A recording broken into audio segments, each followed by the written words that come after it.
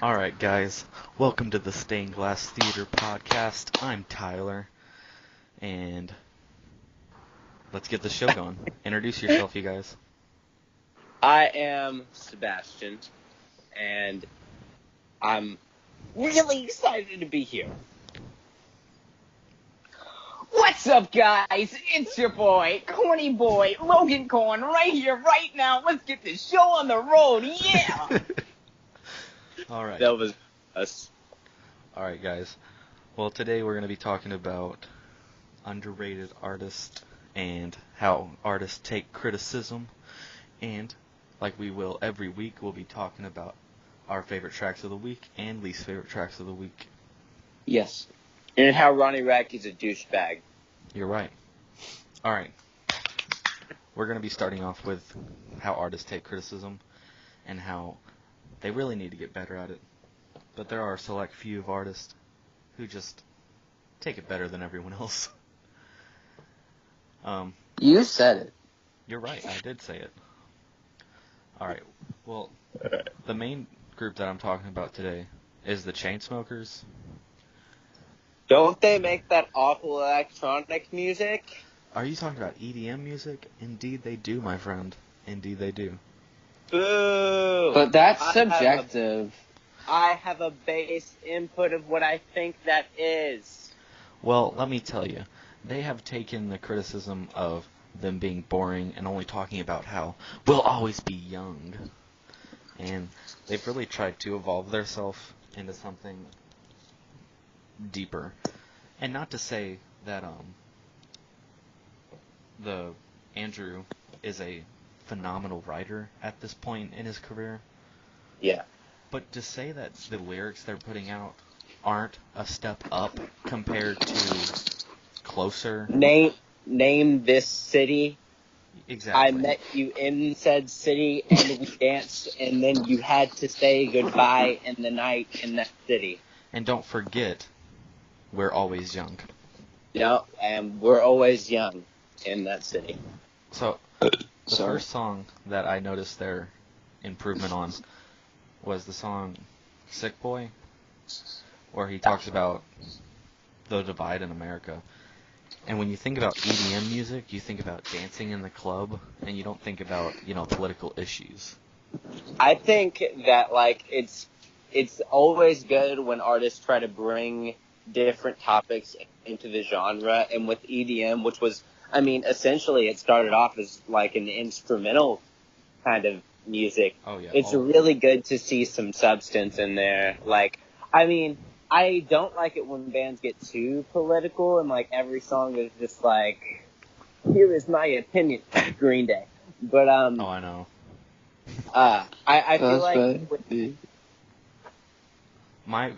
My favorite lyric off of their song, Sick Boy, is, it's part of the hook or the bridge, and he says, Yeah. Don't believe the narcissism when everyone projects and expects you to listen to them. Make no mistakes, I live in a prison that I built myself. It's my religion. It's powerful. I dig it a lot. It's a step up from Closer. Paris. Oh yeah. Even Paris was a step up from what they're doing. They were trying. The party jam they were releasing. Here's the thing with the Chainsmokers. Mhm. They don't always get emotional. Yeah. But when they do, I just want to believe him because I can tell he's trying. And of course, I want more improvement out of Andrew. But Paris's lyrics are pretty good. They're repetitive, but they're pretty good. Because when he says, we were staying in Paris to get away from your parents. Have you watched the video for it? I did a while back. It's been a bit. Okay, literally it starts off by defining what they mean by Paris. They're not literally talking about the place Paris. They're talking about this whole I'm trying to be nostalgic and I just want to ignore all my problems. So they're saying we were staying in Paris as in we were trying to just get away from our problems and leave everything behind. Okay. And I respect the attempt, but it wasn't the best. It was kind of like shades of them turning and bringing more substance into their music, I guess. Yeah, definitely. All right. Memories Do Not Open is not a very good album, but you can see the attempts of being better. And then Yeah. Sick Boy just takes a huge step up. The opener of that EP, Somebody, I love the chorus of that song. It's great, in my opinion. The whole, like how he's talking about how he lives in this town that is full of just amazing things, like fancy cars and supermodels. Mm-hmm. Yeah. And he talks about how when I dreamed about getting here, I didn't think I needed this. But now that it's all around me, I feel pressured to need this. So it's kind of like the theme that like Panic touched on in their new album. Yeah, kind of. Like when you start, you really want to get to this fame, but you're not going to lose yourself, and then you do lose yourself. Yeah. And then I really and like... then you die. Yeah, exactly. I really like his little line at the end of the chorus where he says, the only thing I can't afford is to lose myself trying to be somebody. Because it really shows that even if at times he slips up, he doesn't want to be somebody that's a sellout. Korn, do you have an opinion? Yes. No. Okay. Moving on. Just to let you guys know, we're gonna like take turns like hosting every week. So I mean, this is Tyler's week. He's probably gonna do most of the talking. Oh my God! Stop breaking the fourth wall, please. It's very distracting from the main issue at hand. All right. So let's move on to my favorite track on the whole EP, called "Everybody Hates Me." True. I dig the hell out of this. I really like the chorus. It's really good. The whole, I walk into the club and everybody hates me. He's saying he walks around and he feels like everyone hates him. And that's obvious. But I feel like he's touching at the fact that everyone disses their music as just being like club music that no one cares about. When they didn't really look into it all the way. Yeah. Yeah. And I like when he brings up the fact that he's a product of the internet, because you know how a lot of music is just coming from the internet nowadays. Yeah. Also, I like the line that's later in that verse. He says, I'm not trying to be like, poor me, I made it. I'm just trying to stay normal now.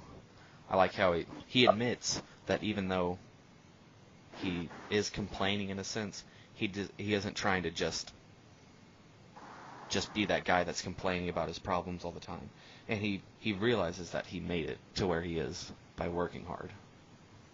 So, like, they took what you're saying is, like, they took the fans' criticism, which is their music doesn't have any, like, substance, and Right. they actually listen and they grew off of it. Pretty much. And it's made them a much, much better band because of it. Even musically. Because maybe it's just the fact that there's more lyrics to it now, but they've really, like, it used to be like, let's take Their three... beats are more diverse, I feel you. Like, it used to be like, let's choose these 3 notes for the chorus and only do that all the time. But now it's like real instrumentals for a band, I guess. Yeah. It's always good when you can, like, take the criticism and grow from it. Correct. Unlike some people. Wow. It's almost like we're trying to transition into artists that can't take criticism. Whoa, it's almost like Sebastian did a really good transition. I don't know. Oh my gosh! Stop breaking the fourth wall. Stop acting like you're everything, Sebastian. You're not that much. Anyway, guys, let's start talking Lower your about... confidence a little. Logan, I'm talking. Well, you know Logan, what they look, say. Sebastian, I'm the host. We know. Tyler? Logan, guys. Yes. let I'm me gonna finish. knock your glasses off. Okay, so from that weird turn of events, let's move on to artists that don't accept criticism. Yeah, that's original thought, right? So Sebastian's gonna have a lot more to say about this. I feel like he has more passionate 'Cause views towards I this. am a fan. of this band, or I used to be a fan of this band big time. Tell them. We're talking about the band Falling in Reverse. It's Ronnie Radke's baby. His Okay. musical aspirations, I guess. Because there are more people in this band than Ronnie Radke, but he claims to have written all the lyrics and music for Honestly, this band. I honestly believe him, because I like to think the rest of the band is much more talented. Well, he says the same thing about Escape the Fate, which he's no longer in. Yeah, but I think he was talking about how he used to do that for Escape the Fate. I feel like he didn't solely do everything, though. I feel like he's majorly downplaying the contribution that the band made. I am 100% sure that's true.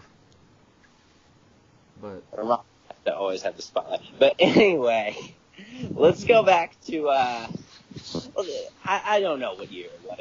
I'll have to do more research on that. But, like, let's go back a few years when Falling in Reverse took a little bit of a break.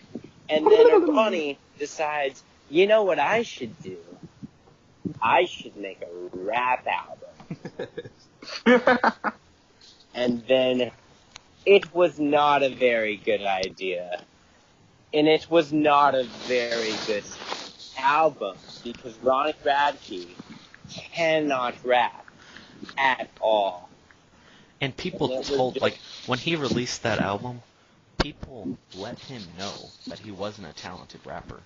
It wasn't like he just had a bunch of people kissing up to him, being like, Ronnie, this is the best. Which, to an extent, he does have a minority that does this. However, most Falling in Reverse fans were like, this is garbage.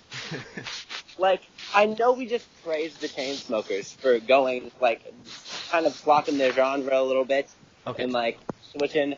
And it would be different if Ronnie kind of tried to diversify his rap. But if you listen to his mixtape, it just sounds like Slim Shady. But, like, a cheap imitation Slim Shady. It's like Slim Shady, but drunk. Yeah. Absolutely. After everyone told him, hey, Ronnie, you don't have flow. You're not a talented rapper.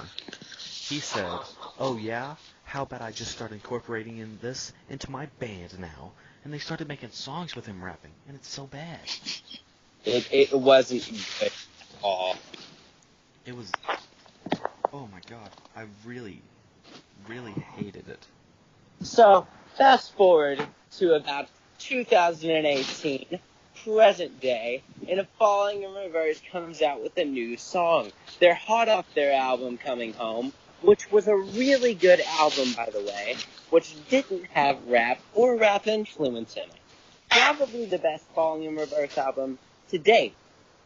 But you think Ronnie's gonna stay on this streak? No. Mr. Gucci Sneaks, as he likes to call himself. Literally. Just, you open and it has this really good build-up. There's some techno influence in there, which is different for the band. Then he starts to rap. And I mean it when I say his flow has not changed in 10 years. It's awful. It's really bad. And, like, it's always about the same thing. It's always about, y'all didn't think I made it in this game, but now I'm here. Y'all should always fear. And I can't take it seriously because it's just like, he knows he can't rap. And the minority is still empowering him. He says, saying, man, nobody raps as good as you do, Ronnie. But, like, yeah, everyone does. He says it's really bad. He says in this song, you bitches always pissed, 'cause I'm constantly changing. But his flow's the exact same as 10 years ago. It doesn't even rhyme. Like, it's awful. Like, you either have to have good rhymes or good flow, and he has neither. Oh my god. And, like, that's just one instance of someone who also took the fans' criticism, but instead of learning from it, he just throws up a middle finger and just continues to do the same thing. And because of that, it has way more dislikes than any track on Coming Home, I know. right? And he's losing fans. He's losing fans by not growing from his criticism. And the Chainsmokers, they are gaining fans. For real. See, Ronnie, he's so bad at writing lyrics when he's rapping. When he does rhyme, it's such basic rhymes. In this song, he says, "But I'm in the zone. I'm a rolling stone. I'm coming home, but I'm not alone. Do I really gotta let another motherfucker know?" And I'm like, what are you doing, buddy? Those are basic around the He's clock. not alone, but he wrote every single Falling in Reverse lyric and part ever. Sounds like the lone wolf who just proclaimed to be a Rolling Stone, which the very definition of a Rolling Stone is like someone who like does stuff alone. I know, it's awful. And the skits in between the songs is awful. The little, Daddy? Yes, honey? Why did you go to jail? I'm a lot smarter than you think. What? It doesn't make any sense. it's funny because he went to jail for domestic abuse. Yeah, I know. It's ridiculous. I hate Ronnie. I was a fan of Coming Home. I loved that album. I love The Drug in Me Is You. Yeah, Old Drug in school Me is- Falling in Reverse fan.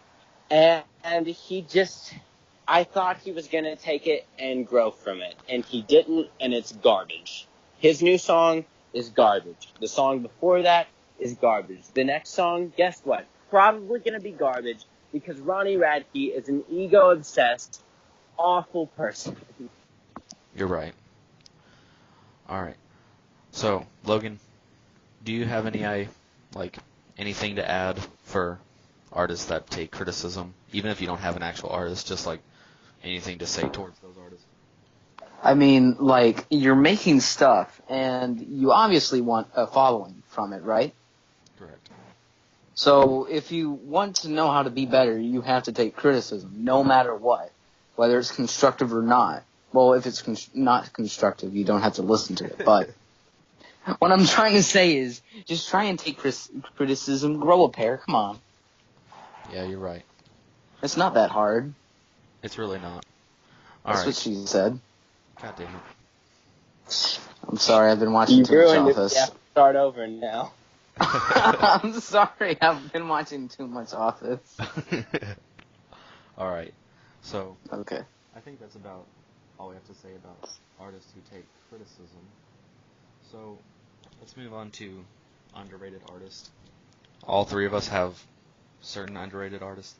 And Yeah, you got. Yes, we do. I go do a super important activity thing, so I'll be back. Okay, Sebastian. Sebastian, no, don't leave me, sweetie. Don't. Okay. Okay.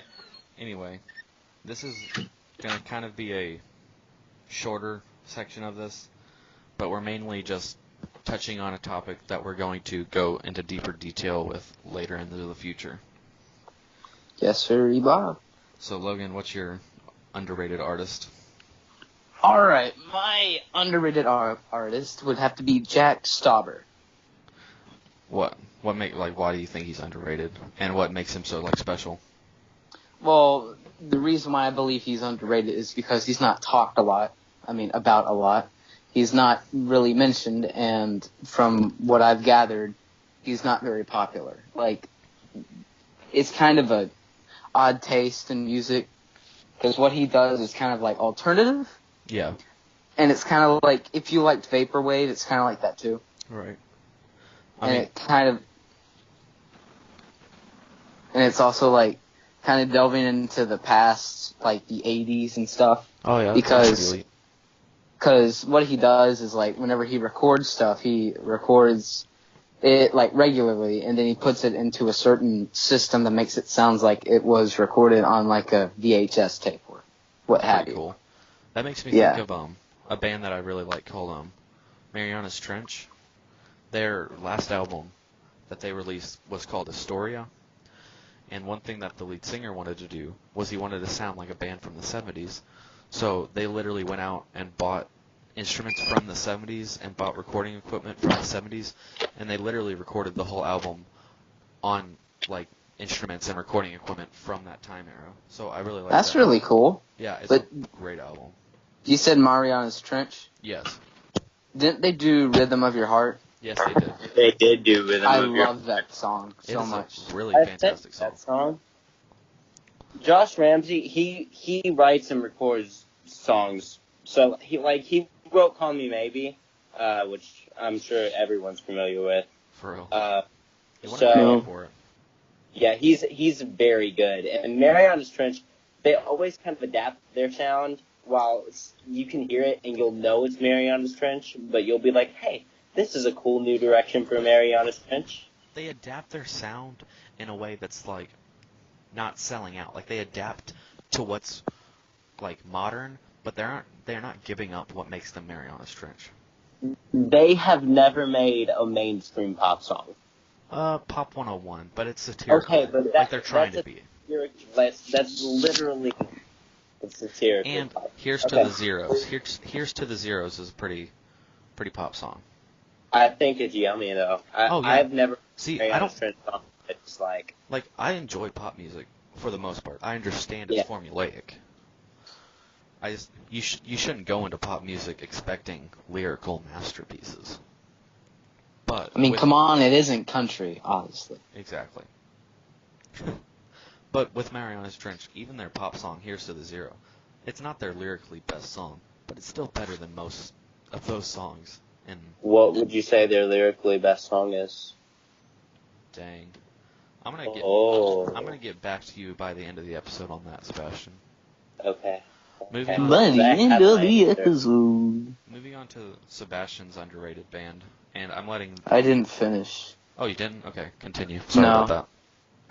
Okay, I was at the point where I was like talking about how he made the songs. Sound Like a couple of my favorite songs that he has done is probably Candy Eyes, which is a really cool song that just makes me feel better. Like inside, it's just a very uplifting, kind of a start of your day song. Yeah. And then you also have hold on, it was Dead Weight, which is a really good song. Like, maybe not for the lyrics, because whenever you're listening to Jack Stauber, you can't really focus too much on lyrics. He's more for, like, absurd ideas. Right. But, with Jack Stauber, Dead Weight, it's just kind of a song that you would listen to as you're trying to zone out from reality. Yeah. And, like, honestly, his songs are really good to just zone out, meditate with. That's why I like Jack Stauber. Cool how he mixes a bunch of different genres together, like ones you don't think would work well, but they work like really, really good together. Yes. Like his voice changes. It's definitely like he's worth a listen, 100%. I'll have to check him out. I'm not familiar with the guy. We'll send you- Whoa! That's okay. I'm just kidding. Okay. Moving on to mine. Right? Sebastian Fulkerson. That's Yeah. him. I'm letting those two go first because I've been talking a lot, so I'm letting them get some words Well, I in. mean, you're. Thank you. I know, I just don't want to... I'm glad I'm the host, but I want to let you guys also be involved. Well, you're a very gracious host. Of course. Sebastian, Yeah. go ahead. This is good. I like this. Okay. So my underrated artist is a little band called Cyan Bar, and they are under Blue Swan Records, which is like the head is Will Swan of Dance Gavin Dance fame. Which, if you haven't heard any of Will Swan's music, which he is the bassist for Cyan Bar, listen to it. It's just weird, funky bass, just sending you into euphoria. It's the best. He is the best bass player of all time, in my opinion. And Wow, that's a broad statement. Yeah, I know, but I mean, I love him that much. It's so good to me. Well, it's Dance Gavin Dance is my favorite band of all time, so I'm a little biased. However, Sayonara, it's just, they're really cool. They're on the rise. They only have one album out, and then they have an EP that was released a couple years ago, and they're both really, really good. They're essentially a super group of like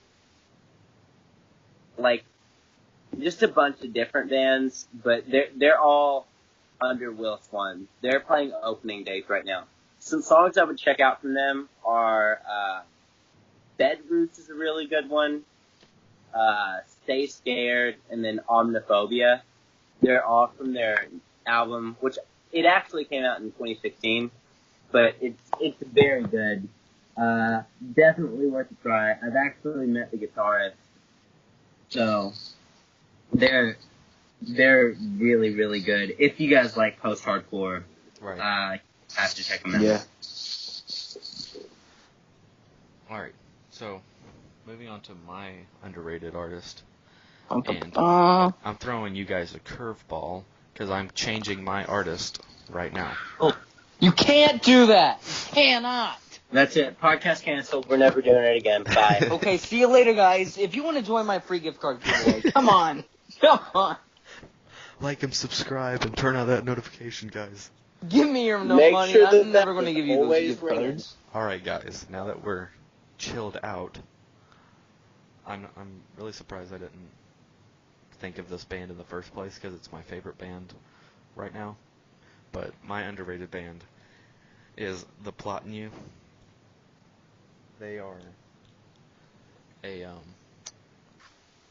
a metal band turned post-hardcore band turned experimental rock band. And they are fantastic. Their lead singer, Landon Tewers, here I am about to go make a broad statement just like my boy Sebastian did. Landon Tewers is the most talented vocalist and writer in the music game right now, in the music industry right now. Really? I thoroughly believe that. Like all the music industry. Yeah, he Right now? Yeah, he produces the albums. He writes the albums, and he writes the instrumentals. That's pretty good because like the whole album that is Disposed is just I fell in love with that album as soon as you sent it to me. It's a fantastic album. Yeah. And this man, he writes such... Everything about what he writes is very...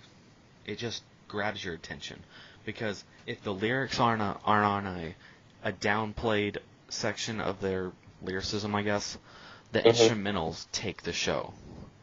And the same if it's the other way around. Like Disposable Fix, it has its instrumental moments, but it's really toned down to let his lyrics shine. I agree. And Landon Tewers has such a beautiful voice. He knows exactly what he wants. He has this certain raspiness to him, and he has a deep voice, but at the same time, he has a beautiful falsetto. And he rapped one time, and it was god-awful. I know. Landon Tewers makes his own solo music, too, and he also literally has... If you want a certain type of music, he probably has it. He has some rap, he has some metal, and he has some blues, and he even has some, like, normal rock. This man, he's a jack of all trades. Absolutely worth a check out. The Plot in You is amazing. The song I'd recommend is Disposable Fix. Just, it's one of my favorite songs ever. Alright, I'm going to say a couple songs by them that I recommend, and I'm going to tell them, like, genre-wise, which ones. During their metal phase of their career,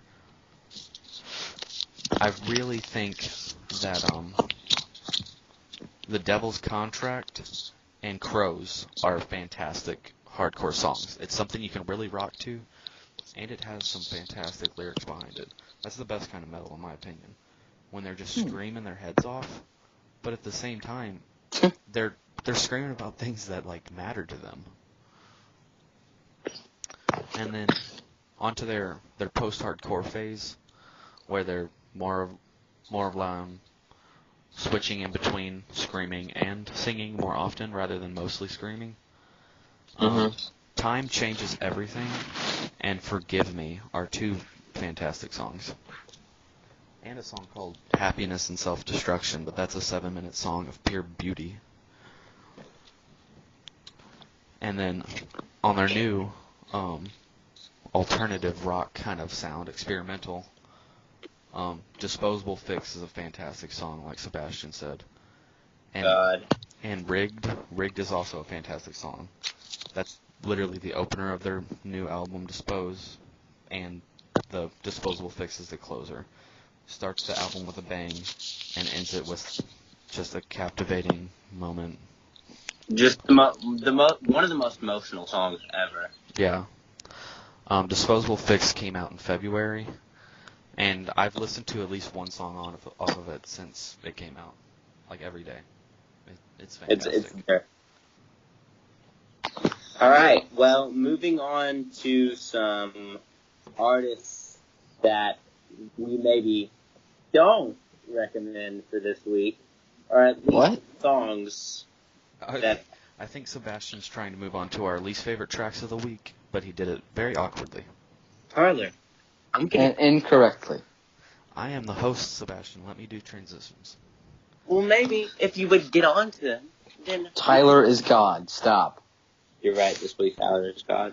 Alright, anyway. So like Sebastian said, we're moving on to our least favorite tracks of the week. And I'm going to let Sebastian go first, since he is so talkative. Yeah! I know where you live, Madwell. I know you do. Okay. So, it's the Falling in Reverse song. Stay, I can't even, stay... Losing My Life. It's really bad. Losing My Life is bad. There's no redeeming quality about it. What's your least favorite things about the song? The lyricism is one of... his rhymes are so simple. When it rhymes and when it doesn't rhyme, it just doesn't rhyme. He keeps trying to rap, and it's not good. I can't listen to this song. I've never heard it all the way through, and I don't plan on it, just because it's not good. That's fair. Yeah, that's it. Yeah. Alright, Logan. I'm going to let you go and say what your least favorite track of the week is, and why you don't like it. Alright, mine would have to be, hold on, what was it called? It was something. It was Wink. Oh yeah, Wink by the Voids. Honestly, it's not that I hate this song and despise it. It's mainly because for a short period of time I heard a song, but then later on I just heard noises, like noises that didn't, like, it didn't go together well. It just sounded like a mishmash of multiple instruments, electronic instruments, and then you hear a voice, but it doesn't go well together. Sounds interesting. I've never heard the song personally. Is Like, there I'll any send it redeeming to you. qualities? Like I said, if you really focus on it and really just kind of think about it, you can hear a song. You can hear a coherent song. But like I said, it didn't last for long for me, so. So what you're saying is, like, it's the type of song that you have to, like, sit down and really listen to appreciate it. But if you're just looking for something to, like, listen to casually, it's not good. Yeah, I would not recommend it as an easy listening type of song. Yeah. But if you find redeeming qualities in it, cool.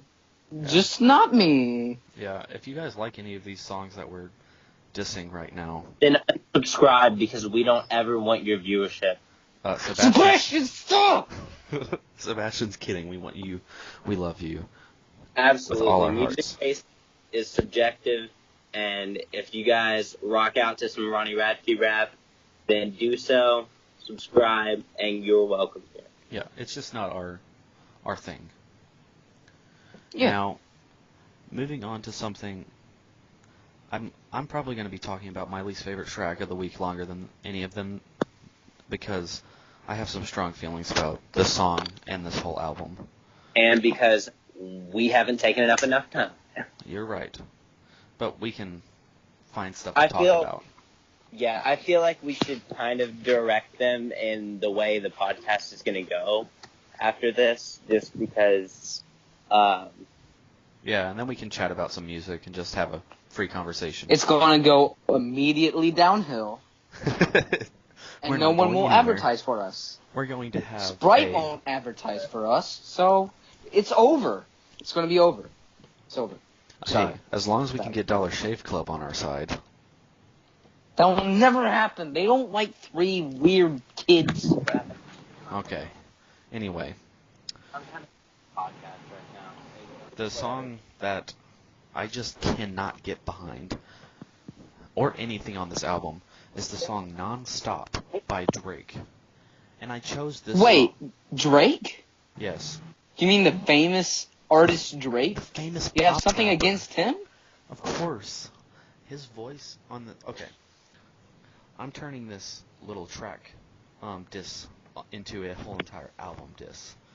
Because, I gotta say, the reason I picked this song in particular was because this is the song that people told me, hey, this is the best song in the album.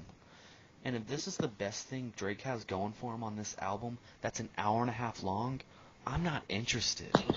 I tried listening to this song, and it's so boring. I tried listening to this album, and it's so boring. His voice is so monotone. And not that Drake has a good rap voice, but he needs to put some inflection in it, like he has actual emotions. You can almost feel the fact that he has ghostwriters, because he never has emotion on these things. His best song on this album is a song that everyone knows, and it's God's Plan. It's not a great song. It's so mediocre. But we can get down to it. Yeah, I can bop to that. Yeah. See, one thing that he says in this song, it's the worst lyric I've heard this year, honestly. It's one of them, at least. Oh, wow. I'm bleeping myself, and I'm going to say fella instead of the word that should not be spoken. What are you talking about, never? Exactly. He says, yeah, I'm light-skinned, but I'm still a dark fella. What? What are you talking about? That doesn't even make sense. Like, I feel like Drake, I mean, he didn't put as much time into this album as the other ones because he was too busy killing XXXTentacion. hey, we're not getting into that conspiracy. Okay, this is a bit too... Not for our first episode. Yeah. I'm playing. Okay, anyway, that lyric is trash. When I first listened to it, I thought, like, I took it very seriously in the sense of, like, is he saying that he's literally, like, trying to say he's dark-skinned? But I don't think that's what he's saying. I think he's trying to say that, yeah, he has light skin, but he has dark thoughts. But, like, it doesn't convey at all. And especially with this song, because this song is a lot of, like, man, I go hard all the time. I go nonstop. And it's just out of place. I don't understand what he's trying to say. Honestly, he might even be saying that he's dark-skinned. Because he has a lot of that whole insecurities about his skin tone, which is silly in my opinion. Oh, then, I mean, that means that my two least favorite rappers have the same kind of vibe going on, because I remember who it was now. Who was the I other never one? talked about it earlier. Drake is my second least favorite rapper ever, and number one is Logic, because... Oh, really? Oh my god, I hate Logic. Wasn't Logic in the Rick and Morty episode? Yes. Oh my god, I hated that episode. I can't. He looks super white, but he has so many lines about being mixed and biracial, it hurts my soul. I really dislike logic. Okay. Yes.